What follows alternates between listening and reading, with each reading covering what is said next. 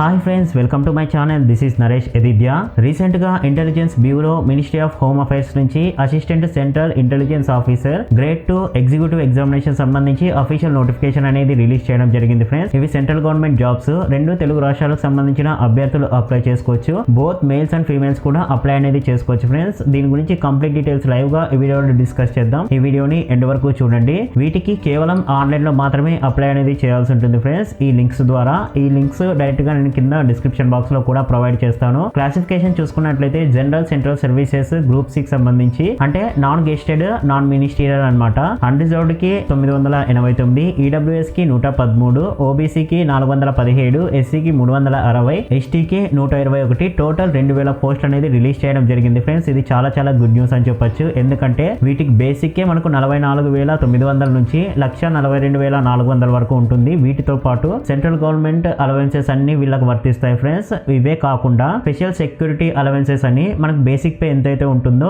దానికి 20% additional pay అనేది వీళ్ళు చేయడం జరుగుతుంది. డ్యూటీ ఎవరైతే హాలిడేస్ లో పర్ఫామ్ చేస్తారో వాళ్ళకు క్యాష్ కంపెన్సేషన్ కూడా ఉంటుందని ఇక్కడ మెన్షన్ చేయడం జరిగింది. ఎసెన్షియల్ క్వాలిఫికేషన్ అంటే ఇది కంపల్సరీగా ఉండాలి ఫ్రెండ్స్. మనకు గ్రాడ్యుయేషన్ లేదా ఈక్వలెంట్ ఫ్రమ్ రికగ్నైజ్డ్ యూనివర్సిటీ అనేది ఇక్కడ క్లియర్ గా మెన్షన్ చేయడం జరిగింది. అంటే ఎనీ జనరల్ డిగ్రీ ఉన్నా, మీరు బీటెక్ ఉన్నా, మీకు గ్రాడ్యుయేషన్ ఉంటే సరిపోతుంది ఫ్రెండ్స్. వాళ్ళందరూ దీనికి ఎలిజిబుల్ అనమాట.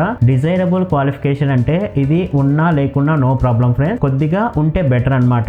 మనకు knowledge of computer. Age limit చూసుకున్నట్లయితే మినిమం 18 ఇయర్స్ అనేది ఉండాలి, మాక్సిమం 27 ఇయర్స్ అనేది ఉండాలి. ఎవరైతే ఎస్సీ ఎస్టీ క్యాండిడేట్స్ ఉంటారో వాళ్ళకు 5 ఇయర్స్ వరకు, ఓబీసీ క్యాండిడేట్స్ కి 3 ఇయర్స్ వరకు రిలాక్సేషన్ అనేది ఉంటుంది. డిపార్ట్మెంటల్ క్యాండిడేట్స్ ఈ డిపార్ట్మెంట్ లోనే ఉండి వరుసగా 3 ఇయర్స్ కంటిన్యూస్ సర్వీస్ చేసిన వాళ్ళు ఉంటారు రెగ్యులర్ గా, వాళ్ళకు 40 ఇయర్స్ వరకు ఈ జాబ్స్ కి అప్లై అనేది చేసుకోవచ్చు friends. So up to 35 years general candidates కి, up to 40 years SC ST candidates కి, ఎవరైతే widows, divorced women judicially separated from their husband, remarried కాకుండా ఉంటారో సో వాళ్ళు దీనికి అప్లై అనేది చేసుకోవచ్చు అనమాట. ఎవరైతే స్పోర్ట్స్ పర్సన్ ఉంటారో వాళ్ళకు మాక్సిమం 5 ఇయర్స్ రిలాక్సేషన్ ఉంటుందని ఇక్కడ క్లియర్ గా మెన్షన్ చేయడం జరిగింది ఫ్రెండ్స్. నేను ఇంపార్టెంట్ పాయింట్స్ మాత్రమే డిస్కస్ చేస్తాను, ఇంకా మీరు క్లియర్ గా చెక్ చేసుకోవచ్చు. పీడబ్ల్యూడి క్యాండిడేట్స్ ఇక్కడ ఏ కేటగిరీస్ అయితే మెన్షన్ చేశారో వాళ్ళు దీనికి నాట్ ఎలిజిబుల్ అనమాట. దీనికి అప్లై చేయాల్సిన అవసరం లేదని క్లియర్ గా మెన్షన్ చేయడం జరిగింది ఫ్రెండ్స్. ఈ జాబ్స్ కి సంబంధించిన ఎలిజిబిలిటీ అంటే ఏజ్ కానీ, ఎడ్యుకేషనల్ క్వాలిఫికేషన్ కానీ, క్యాస్ట్ కానీ, ఏదైనా కానీ మనకు 9/1/2021 కంటే ముందే కంప్లీట్ అనేది చేసి ఉండాలి సక్సెస్ఫుల్ గా. ఇవి సెంట్రల్ గవర్నమెంట్ జాబ్స్ కాబట్టి మీరు దీనికి అప్లై చేసిన తర్వాత మీరు ఎక్కడ జాబ్ వచ్చినా కూడా చేయడానికి సిద్ధంగా ఉండాలి ఫ్రెండ్స్. ఈ జాబ్స్ కి సంబంధించి ఆన్లైన్ లేదా టైర్ 1 ఎగ్జామినేషన్ కి మీరు 3 ఎగ్జామినేషన్ సెంటర్స్ అనేది ఆప్షన్స్ లాగా ఇవ్వచ్చు అనమాట. మనకు ఆంధ్రప్రదేశ్ నుంచి చూసుకున్నట్లయితే గుంటూరు, కాకినాడ, కర్నూలు, నెల్లూరు, రాజమండ్రి, తిరుపతి, విజయవాడ, విశాఖపట్నం, విజయనగరం సెంటర్స్ అనేది వీళ్ళు ఇవ్వడం జరిగింది. అదే తెలంగాణ చూసుకున్నట్లయితే హైదరాబాద్, కరీంనగర్, వరంగల్ 3 మాత్రమే వీళ్ళు ఆప్షన్స్ అనేది ఇవ్వడం జరిగింది ఫ్రెండ్స్. సో వీటిలో మీరు 3 ఆప్షన్స్ అనేది సెలెక్ట్ చేసుకోవచ్చు. సో రిమైనింగ్ స్టేట్స్ కి సంబంధించి కూడా వీళ్ళు డీటెయిల్స్ అనేది ఇవ్వడం జరిగింది. సో మనది తెలుగు స్టేట్స్ కాబట్టి నేను వాటి గురించి మాత్రమే డిస్కస్ చేశాను. ఎగ్జామినేషన్ సిటీ ఒక్కసారి మీరు సెలెక్ట్ చేసుకున్న తర్వాత దాన్ని చేంజ్ చేయడానికి కుదరదు ఫ్రెండ్స్. ఒకవేళ ఎక్కువ మంది ఉన్నట్లయితే లేదా తక్కువ మంది ఉన్నట్లయితే వాళ్ళు కేటాయించిన సెంటర్స్ లో మిమ్మల్ని షిఫ్ట్ చేయడానికి అవకాశం కూడా ఉంటుందని ఇక్కడ క్లియర్ గా మెన్షన్ చేయడం జరిగింది. స్కీమ్ ఆఫ్ ఎగ్జామినేషన్ చూసుకున్నట్లయితే టైర్ 1 ఎగ్జామినేషన్ మనకు 100 ఆబ్జెక్టివ్ క్వశ్చన్స్ ఉంటాయి ఫ్రెండ్స్. ఇవి 5 పార్ట్స్ గా డివైడ్ చేయడం జరిగింది. ఈచ్ పార్ట్ లో 20 క్వశ్చన్స్ అనేది ఉంటాయి. ఒక్కొక్క క్వశ్చన్ కి ఒక్కొక్క mark friends. General awareness, quantitative aptitude, numerical, analytical, logical ability and reasoning, English language, general studies అని మనకు 5 సెక్షన్స్ గా డివైడ్ అనేది చేయడం జరిగింది. 1 అవర్ టైమ్ లో మనము 100 క్వశ్చన్స్ అనేది చేయాల్సి ఉంటుంది ఫ్రెండ్స్. 100 మార్క్స్ కి ఉంటాయి. దీనికి 1/4 నెగిటివ్ మార్కింగ్ కూడా ఉంటుంది. టైర్ 2 ఎగ్జామినేషన్ డిస్క్రిప్టివ్ టైప్ ఉంటుంది ఫ్రెండ్స్. ఇది 50 మార్క్స్ కి ఉంటుంది. ఎస్ఏ కి 30 marks, English comprehension, precise writing కి మనకు 20 మార్క్స్ ఉంటాయి. దీనికి కూడా 1 అవర్ ఉంటుంది 50 మార్క్స్ కి. టైర్ 3 ఇంటర్వ్యూ, సో దీనికి 100 మార్క్స్ ఉంటాయి అనమాట.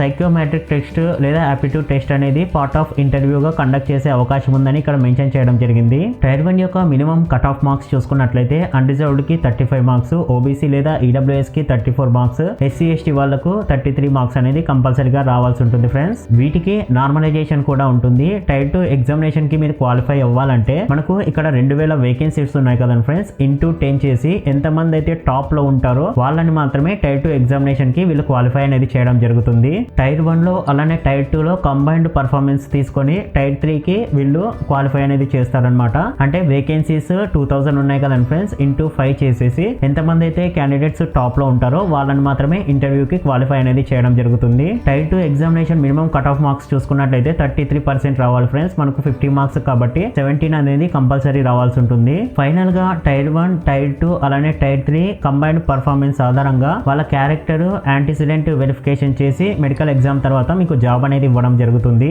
టై కేసెస్ వచ్చినప్పుడు అంటే సేమ్ క్యాస్ట్ ఉండి సేమ్ క్యాండిడేట్స్ సేమ్ మార్క్స్ వచ్చినట్లయితే మార్క్స్ టైర్ 3 లో ఎవరికైతే ఎక్కువ వచ్చింటాయో వాళ్ళకే ఇస్తారు ఫ్రెండ్స్. ఒకవేళ టైర్ 3 లో కూడా సేమ్ మార్క్స్ ఉన్నట్లయితే టైర్ 2 చూస్తారనమాట. అక్కడ సేమ్ ఉన్నట్లయితే నార్మలైజేషన్ మార్క్స్ టైర్ 1 లో చూస్తారు. అది కూడా సేమ్ ఉన్నట్లయితే డేట్ ఆఫ్ బర్త్ అనేది చూస్తారనమాట. ఎవరైతే పెద్దవాళ్ళు ఉంటారో వాళ్ళకు ప్రిఫరెన్స్ అనేది ఇవ్వడం జరుగుతుంది. అది కూడా సేమ్ ఉన్నట్లయితే ఆల్ఫాబెటికల్ ఆర్డర్ లో వాళ్ళు సెలెక్ట్ అనేది చేయడం జరుగుతుంది. దీన్ని ఏ విధంగా అప్లై చేయాలని నేను ఫర్దర్ గా వీడియో కూడా చేస్తాను ఫ్రెండ్స్. ఇది 19/12/2020 నుంచి ఆన్లైన్ లో మనకు 9/1/2021 నైట్ 11:59 PM వరకు అప్లై అనేది చేసుకోవచ్చు అనమాట.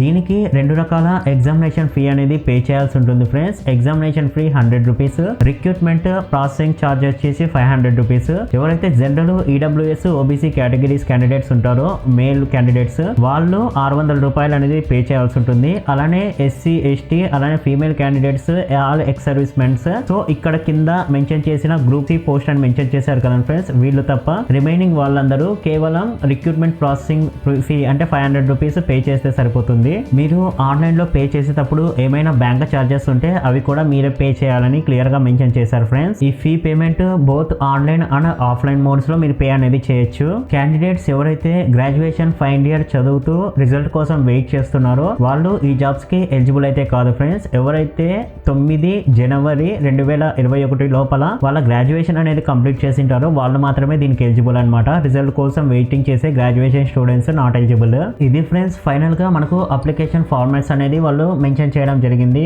ఇక్కడ మీరు ప్రింట్అవుట్ తీసుకోవచ్చు మీకు అవసరమైనవి ఫర్దర్ గా రిక్రూట్మెంట్ ప్రాసెస్ సంబంధించి. ఇది ఫ్రెండ్స్ ఐబీ జాబ్స్ కి సంబంధించి ఇంపార్టెంట్ పాయింట్స్ అన్ని మనము ఈ వీడియోలో డిస్కస్ చేశానని నేను అనుకుంటున్నాను. దీన్ని ఆన్లైన్ లో ఏ విధంగా అప్లై చేయాలి అనే వీడియో కూడా నేను ఫర్దర్ గా చేస్తాను ఫ్రెండ్స్. ఎవరైతే మీ friends and family members graduation complete చేశారో కంపల్సరీగా వాళ్ళందరికీ వీడియో అనేది షేర్ చేయండి. ఇవి చాలా చాలా మంచి jobs friends. Thanks for watching.